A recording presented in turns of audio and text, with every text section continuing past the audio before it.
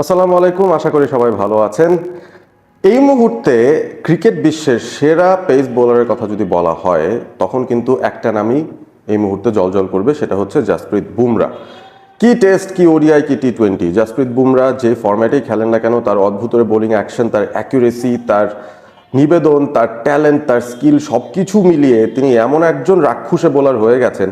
প্রত্যেকটা ফরম্যাটেই তাকে খেলাটা মোটামুটি ব্যাটারদের জন্য একটা নাভিশ্বাস উঠে যাওয়ার মতো ব্যাপার। এবং এই জাসপ্রীত বুমরা যখন ইন্ডিয়া টিমে থাকেন না, তাকে যখন বিশ্রাম দেওয়া হয়, তখন কিন্তু প্রতিপক্ষের ব্যাটারদের জন্য বা প্রতিপক্ষের টিম ম্যানেজমেন্টের জন্য প্ল্যানিং করাটা বোধহয় আরেকটু আরামদায়ক হয়, আরেকটু স্বস্তিদায়ক হয়, কারণ তারা অন্তত জানেন জাসপ্রীত বুমরা দলটাই নেই, তার জায়গায় যেই আসুক না কেন তার অভাবটা তো পূরণ করতে পারবেন না। হ্যাঁ, জাসপ্রীত বুমরাকে কিন্তু এবারের এশিয়া কাপে ইন্ডিয়া তাদের স্কোয়াডে হয়তো অন্তর্ভুক্ত করছে না, সেটার একটা প্রবল সম্ভাবনা রয়েছে। কানাঘুষা শোনা যাচ্ছে, খবর এভাবে এসেছে। বুমরাকে বিশ্রাম দিতে চায় ইন্ডিয়ান ক্রিকেট বোর্ড এবং সে কারণে এবারের এশিয়া কাপে বুমরার খেলার সম্ভাবনা প্রায় নেই বললেই চলে, অর্থাৎ তিনি বিশ্রামে থাকবেন। বিশ্রামে যখন বুমরার মতো একজন বোলার থাকেন তখন নিশ্চয়ই তার জায়গাটা নেয়ার জন্য একজন বোলারের অতিরিক্ত একটা সুযোগ তৈরি হয়ে যায় এবং সেই জায়গাটায় অবভিয়াসলি মোহাম্মদ সিরাজের নামটাই সবার আগে উঠে আসছে। রিসেন্টলি যেই 5 ম্যাচের টেস্ট সিরিজটা হয়েছে সেখানে শেষ টেস্টে তিনি কি দুর্দান্ত একটা পারফরমেন্স দিয়েছেন, ম্যাচ উইনিং পারফরমেন্স দিয়েছেন বল হাতে এবং খুব ভালো ছন্দে ভালো ফর্মে আছেন। এবছর আইপিএলটাও বেশ ভালো কেটেছে তার। এবং মোহাম্মদ সিরাজ আসলে হোয়াইট বল ক্রিকেটেও অসাধারণ একজন বোলার, সেটা নিয়ে কোনো সন্দেহ নেই। এবং বুমরার অভাবটা তিনি পূরণ করতে কতটুকু পারবেন সেটাই আসলে আমরা দেখতে চাই এবারের এশিয়া কাপে। তবে এই ভিডিওটাতে মূলত কথা বলবো মোহাম্মদ সিরাজ ছাড়াও যে 5টা দল টাইটেল কন্টেনশনে রয়েছে, পাকিস্তান, শ্রীলঙ্কা, বাংলাদেশ, আফগানিস্তান, এই 5টা দল ইন্ডিয়ার সঙ্গে, এই 5 দলের বেস্ট বোলার কিংবা তাদের পেস বোলিং নেতাদের নিয়ে, গতি তারকাদের নিয়ে আজকের এই ভিডিওটা। শুরুতে যেটা বলছিলাম, মোহাম্মদ সিরাজ তিনি বুমরার স্থলাভিষিক্ত হয়ে দলের পেস বোলিং নেতাটা হয়তো হয়ে যাবেন এবারে এশিয়া কাপে। ডানহাতি পেসার, যথেষ্ট এক্সপিরিয়েন্স রয়েছে তার এবং তার সব ধরনের স্কিল সেট রয়েছে। নতুন বলে তিনি মুভ করাতে পারেন, হিট দ্য ডেক ধরনের বোলিং করতে পারেন, ডেথ ওভার্সে তার ভ্যারিয়েশন নিয়ে আসতে পারেন। He is brilliant bowler. So টি-20 ক্রিকেটে খুব সহজেই আমার মনে হয় তাকে স্লট ইন করা যেতে পারে ইন্ডিয়ার বোলিংয়ের লিডার হিসেবে। এবং তাকে আসলে টেক্কা দেওয়ার জন্য কারা কারা রয়েছেন বিভিন্ন দলে, আমি বিগত একটা ভিডিওতে বাঁহাতি পেস বোলারদের নিয়ে আলোচনা করেছি। আজকে স্পেশালি আমি ডানহাতি পেস বোলারদের নিয়ে কথা বলছি, যারা এই মুহূর্তে এই 5টা ভিন্ন ভিন্ন দলের লিডার হিসেবে কাজ করছেন। সিরাজ, তাকে বলছি আমরা ইন্ডিয়ার লিডার, কারণ জাসপ্রীত বুমরা নেই। আসল লিডার সরে এসেছেন, রেস্ট নিচ্ছেন, মোহাম্মদ সিরাজকে জায়গা করে দিয়েছেন। বাংলাদেশের ক্ষেত্রে যদি আসি, সেই জায়গায় তো অবভিয়াসলি তাসকিন আহমেদের নামটাই সবার আগে উঠে আসবে। খুবই দুর্ভাগা তাসকিন আহমেদ, যে আসলে টি-20 ক্রিকেটেও রিসেন্ট সময় এত ভালো করার পরও আইপিএলে ডাক পাননি। বিপিএলে তিনি এবছর একটা রেকর্ড করেছেন, যে কোনো বাংলাদেশের পক্ষে বেস্ট বোলিং ফিগারটা তিনি তুলে নিয়েছিলেন। রাজশাহীর হয়ে তিনি ম্যাচটা খেলছিলেন, 14 রান খরচ করে 7টা উইকেট তাসকিন তুলেছেন। তার ভালো ফর্মের আভাস তিনি দিয়েই গেছেন। ইন্টারন্যাশনাল ক্রিকেটেও বেশ ভালো বোলিং করছেন এবং তাসকিন যখন ফিট থাকেন সেই সময় কিন্তু বাংলাদেশের অটো চয়েস কিংবা স্টার্টিং 11-এ প্রথম যে নামটা ঢুকে যায় ক্যাপ্টেনের নামটা ছাড়া, সেটা হচ্ছে বোধহয় তাসকিন আহমেদ। এই মুহূর্তে এক্সপিরিয়েন্স হয়ে গেছে যথেষ্ট। তার টি-20 ক্যারিয়ারটা খুব একটা ইন্টারন্যাশনাল লেভেলে খুব একটা সমৃদ্ধ নয় বলা যেতে পারে। অবভিয়াসলি আন্ডার অ্যাচিভ করেছেন তার পুরো ক্যারিয়ারটায়, ইনজুরি তাকে বাধাপ্রাপ্ত করেছে এবং মাঝখানের সময়টায় তিনি দলের বাইরেও চলে গিয়েছিলেন। তবে গত 2-3 বছরে তাসকিন আহমেদ নতুনভাবে নিজেকে যেন চেনাচ্ছেন পুরো ক্রিকেট বিশ্বে। এবং এই মুহূর্তে তাসকিন আহমেদ বাংলাদেশ দলের নেতা তো বটেই, এবং পেস বোলিংটা আমার মনে হয় নতুন বলে তাসকিনের চেয়ে ভালো বোলিংটা এই মুহূর্তে বাংলাদেশের আর কেউ করতে পারছেন না। তাসকিনের সেই কন্ট্রিবিউশনটা বাংলাদেশের জন্য খুব ইম্পর্টেন্ট হবে, স্পেশালি গ্রুপ পর্বে আফগানিস্তান শ্রীলঙ্কার এগেনস্টে তাসকিনের পারফরমেন্সটা বাংলাদেশ খুব করে চাইবে। এবারে আসি শ্রীলঙ্কার ক্ষেত্রে। শ্রীলঙ্কায় অবভিয়াসলি মোটামুটি একটা ভিন্ন ধর্মী সেট আপ তারা তৈরি করার চেষ্টা করছে, যেখানে মাথিসা পাথিরানার মতো স্লিং এই অ্যাকশনের বোলাররা রয়েছে, যদিও তাকে খুব একটা সুযোগ দেওয়া হচ্ছে না। দিলশান মাদুশাঙ্কা রয়েছেন, যিনি 3 ফরম্যাটে কনসিস্টেন্টলি খেলছেন। তবে বাংলাদেশের সঙ্গে বিগত যে সিরিজটা শ্রীলঙ্কা খেলেছে টি-20 সিরিজ, সেখানে কিন্তু তাদের মূল বোলারের দায়িত্বটাই পালন করেছেন নুয়ান থুসারা।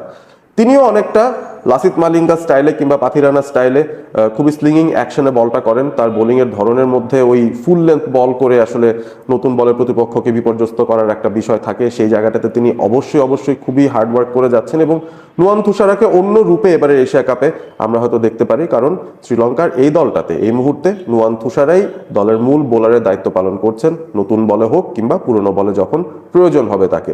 তার যেই বৈশিষ্ট্যটা রয়েছে যেটা বললাম, তার অ্যাকশনটাই খুব ভিন্নধর্মী এবং ফুল লেন্থে তিনি যখন বল করে যেতে থাকেন, এই বলের লেন্থটা রিড করা, লেন্থটা পিক করা, গতিটার ভ্যারিয়েশন পিক করাও খুব কঠিন একটা কাজ হয়ে যায় ব্যাটারদের জন্য। সুতরাং তার কাছ থেকে শ্রীলঙ্কা অবভিয়াসলি খুব ভালো একটা পারফরমেন্স আশা করবে। পাকিস্তানের গতি তারকা হারিস রৌফ, এই পাঁচজনের কথা যাদের কথা বলবো, এই পাঁচজনের মধ্যে বোধহয় সবচেয়ে বেশি গতি যে বোলারটার রয়েছে এই মুহূর্তে পাকিস্তানের পক্ষে, কনসিস্টেন্টলি 150 ক্লিক্সের ওপরে স্পিডে যিনি বল করতে পারেন সেই হারিস রৌফ মাঝখানে ইনজুরিতে পড়েছিলেন এবং এখন তিনি আবারও ফিরে এসেছেন। হারিস রৌফের ফিরে আসাটা পাকিস্তানের জন্য অবশ্যই সুসংবাদ। শাহিন শাহ আফ্রিদি যদি বাঁহাতি পেস বোলিং এ নেতা হন, অবশ্যই হারিস রৌফ ডানহাতি পেস বোলার হিসেবে পাকিস্তানের এই দলে অন্তত মূল অস্ত্র হিসেবে কাজ করবেন এবারের এশিয়া কাপেও।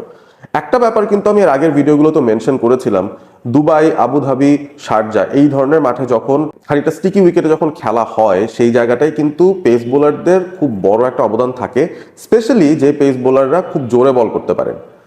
জোরে বল করেছেন বলেই যে তিনি স্পেশাল সেরকম বিষয়টা নয়, আসলে জোরে বল করার পাশাপাশি তার যদি স্লোয়ার বলটা থাকে, যে যত জোরে বল করতে পারে তার স্লোয়ার বলটা তত বেশি এফেক্টিভ হয় এবং হারিস রৌফ সেই জায়গাটাতে টি-20 ক্রিকেটে তাক লাগানো একজন বোলার।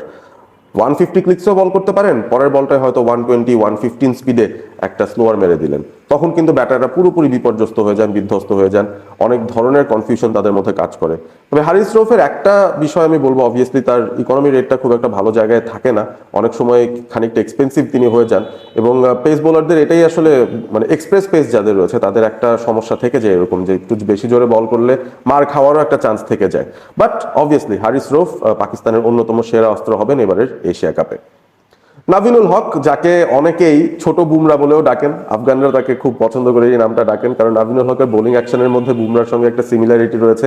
তিনি যেই টাইপের কাজটা করতে চান, অ্যাকিউরেসি নিয়ে স্টাম্প টু স্টাম্প বল করা কিংবা অফ স্টাম্পের বাইরে খুব ডিসেপটিভ একটা গতিতে বল করে যাওয়া ব্যাটারদের দিকে, সেই জায়গাটায় খুবই মনোযোগী নাভিনুল হক। এবং তার আরও একটা বেস্ট গুণ রয়েছে সেটা আসলে বুমরার সঙ্গেও খানিকটা মিলে যায়, সেটা হচ্ছে তার ইয়র্কার দেওয়ার ক্ষমতা। টি-20 ওয়ার্ল্ড কাপ 2024-এ নাভিনের বোলিং নিশ্চয়ই আপনাদের মনে আছে, অস্ট্রেলিয়ার এগেনস্টে কি বোলিংটা তিনি করলেন, অসাধারণ বোলিং করেছেন এবং এই ফর্মটা যদি তিনি বজায় রাখতে পারেন, অবভিয়াসলি নাভিনুল হক হতে পারেন আফগানিস্তান পেস বোলিং অ্যাটাকের মূল অস্ত্র। এবং নাভিনের এই ডিসেপটিভ গতি, এই লাইন অ্যান্ড লেন্থের উপর তার নিয়ন্ত্রণ এবং সেই সাথে ইয়র্কার দেওয়ার অ্যাবিলিটি, সব কিছু মিলিয়ে তিনি খুবই কঠিন একটা প্রতিপক্ষ হয়ে যান ব্যাটারদের জন্য। খুবই দারুণ পাঁচজন বোলার আসলে দাপিয়ে বেড়াবেন এবারে এশিয়া কাপটায় এবং এত সুন্দর একটা ব্যালেন্স আমি আসলে দেখতে পাচ্ছি। বাঁহাতি বোলারদের ছড়াছড়ি রয়েছে, ডানহাতি বোলারদের ছড়াছড়ি রয়েছে, স্পিনারদের ছড়াছড়ি রয়েছে, বোলিং অ্যাটাকগুলো কতটা বৈচিত্র্যময় এক একটা টিমের, সেটা দেখেই কিন্তু খুব ভালো লাগছে। যদি আমি র্যাঙ্কিং করতে চাই পাঁচজনের মধ্যে, তাসকিন, মোহাম্মদ সিরাজ, নাভিনুল হক, নুয়ান থুসারা এবং হারিস রৌফ, কাকে আপনারা কোথায় রাখবেন সেটা আপনারা জানিয়ে দিতে পারেন কমেন্ট করে। এবং আপনাদের প্রিয় বোলারটা কে, এই পাঁচজনের মধ্যে কার এবারে এশিয়া কাপে সবচেয়ে বেশি ভালো করার সম্ভাবনা রয়েছে সেই বিষয়টি আপনারা কমেন্ট করে জানিয়ে দেবেন। এবং বুমরা যে নেই, এই বুমরা না থাকার সুযোগটা এই পাঁচজনের মধ্যে কে সবচেয়ে বেশি নিতে পারবেন সেটাও আপনারা জানিয়ে দিতে পারেন কমেন্ট করে। ভিডিওটি ভালো লেগে থাকলে শেয়ার করবেন বন্ধুদের সঙ্গে এবং সেই সাথে সাবস্ক্রাইব করবেন অল স্পোর্ট এবিপি। ভালো থাকবেন সবাই।